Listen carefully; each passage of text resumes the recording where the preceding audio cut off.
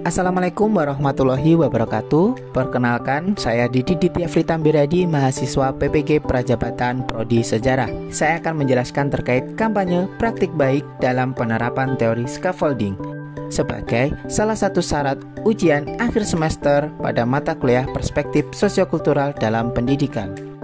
Implementasi kampanye praktik baik sebagai penerapan scaffolding pada Zone of Proximal ZPD dilakukan pada peserta didik kelas 10-5 SMA Negeri 1 Malang yang merupakan sekolah pada saat saya melakukan PPL tahap pertama. Teori scaffolding menurut Vygotsky, ZPD merupakan jarak antara kemampuan peserta didik dalam menyelesaikan tugas di bawah bimbingan orang dewasa atau bersama teman sebaya dalam menyelesaikan masalah secara mandiri sesuai kemampuan peserta didik. Vygotsky menekankan pada scaffolding, yaitu memberikan bantuan penuh kepada anak pada tahap-tahap awal pembelajaran, kemudian secara bertahap menguranginya, dan memberikan anak tanggung jawab penuh ketika mereka sudah dapat melakukannya.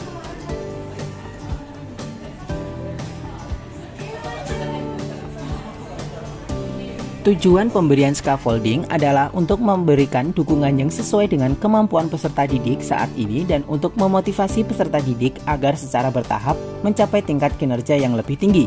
Dengan demikian, konsep Vygotsky tentang ZPD membuka pintu bagi pemahaman yang lebih mendalam tentang bagaimana dukungan yang tepat dapat memfasilitasi proses pembelajaran yang optimal.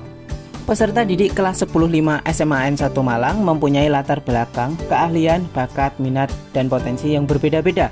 Hal tersebut dapat diketahui dari latar belakang budaya, tingkat sosial ekonomi, peran peserta didik dalam organisasi di sekolah, partisipasi dalam kegiatan pembelajaran, dan hasil penilaian.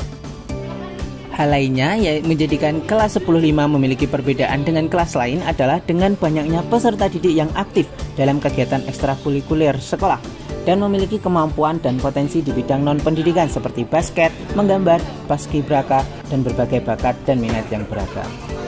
Dalam penerapan scaffolding, berbagai bantuan yang dapat diberikan untuk menginternalisasi kemampuan dan kompetensi peserta didik dapat dilakukan dengan cara diskusi, pekerjaan kelompok, umpan balik, dan juga penarikan kesimpulan.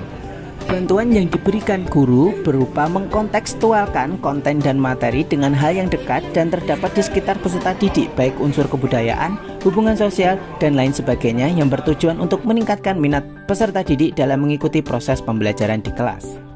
Penerapan konsep scaffolding ini dimulai pada materi kerajaan Hindu-Buddha yang dimulai dari awal perkembangnya agama Hindu-Buddha di Indonesia, di mana dalam proses penilaian guru dapat memodifikasi berbagai soal untuk menstimulus peserta didik dapat berpikir secara kritis dalam pembelajaran sejarah.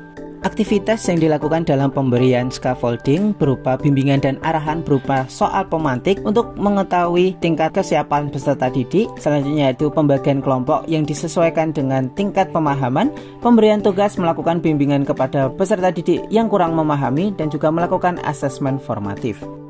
Hasil yang dicapai dari pemberian scaffolding ini, peserta didik terlibat aktif dalam proses pembelajaran, meningkatnya kemampuan dan tingkat pemahaman dari peserta didik, kemampuan berpikir kritis peserta didik yang berkembang, dan juga terciptanya pembelajaran yang inklusif. Selain itu, peserta didik juga memiliki kepercayaan diri yang meningkat dalam menyampaikan hasil diskusi, sehingga pembelajaran yang berpusat kepada peserta didik dapat dilakukan secara optimal. Hal tersebut dapat dilakukan karena peserta didik merasa lebih memahami dan mengerti dari materi yang disampaikan oleh guru. Pembelajaran dan replikasi scaffolding mampu mengurangi kesulitan peserta didik dalam memahami materi, terutama pembelajaran sejarah. Melalui penerapan scaffolding, peserta didik mampu mengembangkan kemampuan dan kompetensi yang dimiliki untuk mencapai tujuan pembelajaran.